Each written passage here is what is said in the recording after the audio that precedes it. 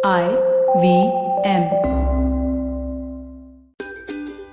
नमस्ते, मैं हूं शिफा माइत्रा। स्वागत है आपका स्माइल इंडिया पे। इस हफ्ते मैं आपके लिए लाई हूं मजेदार समाचार देश भर से, ऐसे लोगों के बारे में, ऐसे जगहों के बारे में जहां तेरा मेरा का फर्क कम नजर आता है। शुरू करते हैं पंजाब के भटिंडा जिले से, जहां रहते हैं एक गणित में विद्वान मास्टर जी।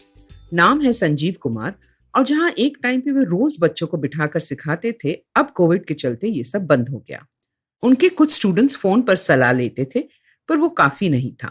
उन्होंने शहर के 50 बच्चों को मुफ्त में वीडियो कॉल्स द्वारा सिखाना शुरू किया, और सब अपनी 10वीं की तैयारी ढंग से करने लगे। देखते ही देखते चंडीगढ़ और दिल्ली से भी पेरेंट्स के फोन आने लगे। तो संजीव जी ने $200 का जूम प्लान खरीदा, कुछ और टीचर से बात की और मैथ्स की क्लासेस शुरू कर दी डेली। एक टाइम पे 500 स्टूडेंट्स एक क्लास में पढ़ते हैं। संजीव सर उनके सभी डाउट्स क्लियर करते हैं। 7वीं 8वीं कक्षा के स्टूडेंट्स की बुनियाद मजबूत करते हैं मैथ्स में। फिर कुछ एक्स स्टूडेंट्स की मदद से सभी बच्चों के वीकली टेस्ट भी शुरू किए। आसाम से लेके हैदराबाद तक अब स्टूडेंट्स रोज अटेंड करते हैं ये क्लासेस, जहां उनके मैथ्स की सब प्रॉब्लम सॉल्व होती हैं। और जानते हो इन क्लासेस की फीस क्या है? कुछ भी नहीं। ये संजीव कुमार का योगदान है देश के लिए, ताकि कोविड के कारण किसी भी स्टूडेंट को सीखने में दिक्कत ना हो। इस कोविड योद्धा को हम सबका सलाम। अब रुक करते हैं बंगाल की ओर, जहां अलीपुरद्वार इलाके में प्रशासन को पता चला कि ऊपरी पहाड़ी इलाकों में लोग वैक्सीन नहीं लगाना चाहते। वहां के डिस्ट्रिक्ट मैजिस्ट्रेट सुरेंद्र कुमार मीना ने तुरंत फैसला लिया। 11 डॉक्टर्स की टीम बनाई, बर्फ के डब्बों में वैक्सीन रखवाई और उनके साथ निकल पड़े पहाड़ों की ओर। 11 किलोमीटर पैदल चलकर जंगलों और नदियों को पार करके वो लोगों के घर पहुंचे। बच्चों को मास्क दिए, सैनिटाइजर दिए और बड़ों को समझाया क्यों टीका लगवाना उनके हित में है। एक घर से अगले, एक गांव से दूसरे, इस अफसर ने हर किसी को वैक्सीन लगवाया और शाम तक अदमा पहुंचे, जो भारत भूटान बॉर्डर पे बंगाल का आखिरी गांव है। हर जगह लोग खुश थे क्योंकि पहली बार किसी बड़े अफसर से मिले। हर घर में नए मास्क आए, सैनिटाइजर आए, और गांव वालों को इस बात की सबसे ज्यादा खुशी थी कि उनके सारे सवालों का आराम से जवाब दिया डीएम सर ने वैक्सीन से पहले। ऐसे अफसरों की बिरादरी बढ़े तो कितना अच्छा होगा ना। अगली खबर है हैदराबाद से।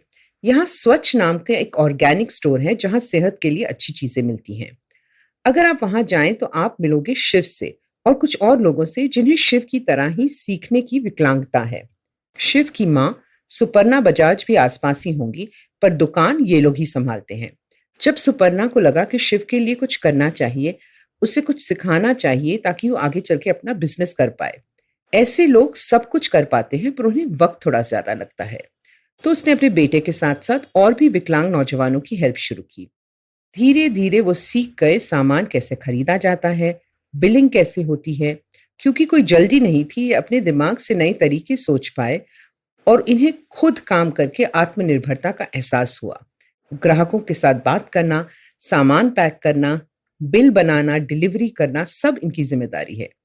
यहाँ पे शैलजा है जो अब 3 साल से इनके साथ काम करती है, और उसके माता पिता को भी अब भरोसा हो गया है कि वो अपने गुजारे के लिए एक छोटा सा कारोबार चला पाएगी। शिव तो जैसे बदल ही गया जब से स्वच्छ के साथ जुड़ा। मैं इस माँ को सलाम करती हूँ जो बच्चों में आत्मविश्वास बढ़ाकर उन्हें सच में दुनिया के लिए तैयार कर रही है। अब ये दिलचस्प किस्सा सुनो केरला से।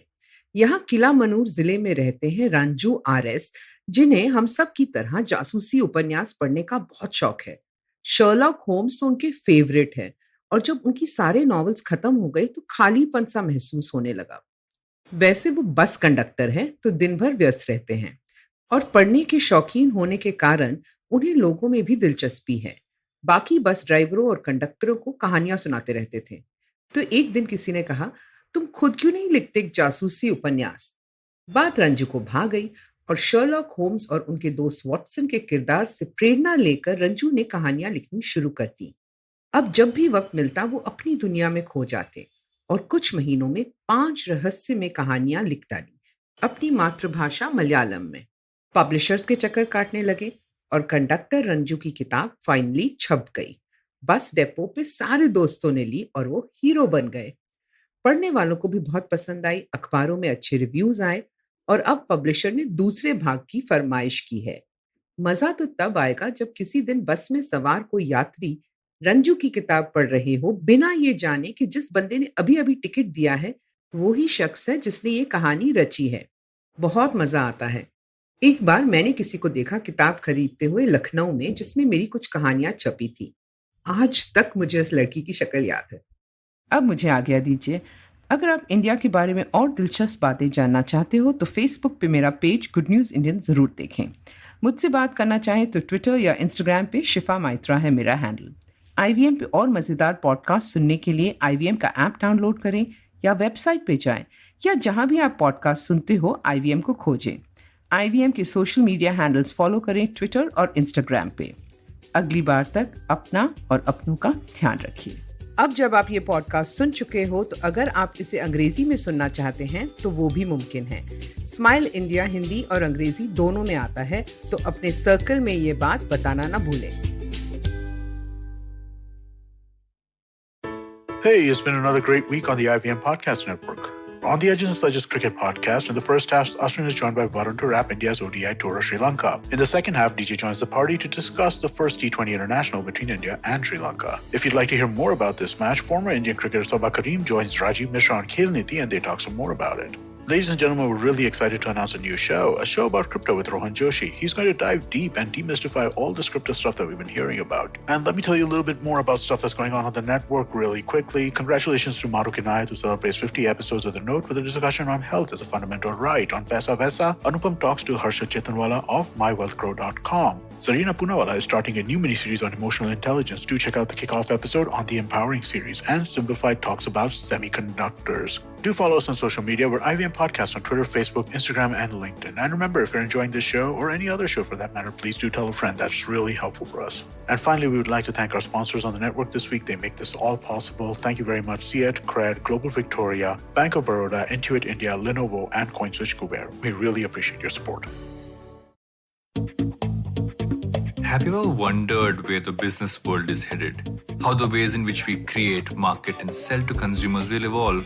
Or if we'll ever go back to wearing pants while working? For answers to all of this and more, tune into Advertising is Dead with me, Varun Dugirala. Every Tuesday, as I talk to entrepreneurs, leaders, and change makers from across business, media, marketing, and beyond. You can catch all episodes of Advertising is Dead on the IVM Podcast website, app, or wherever you get your podcasts from.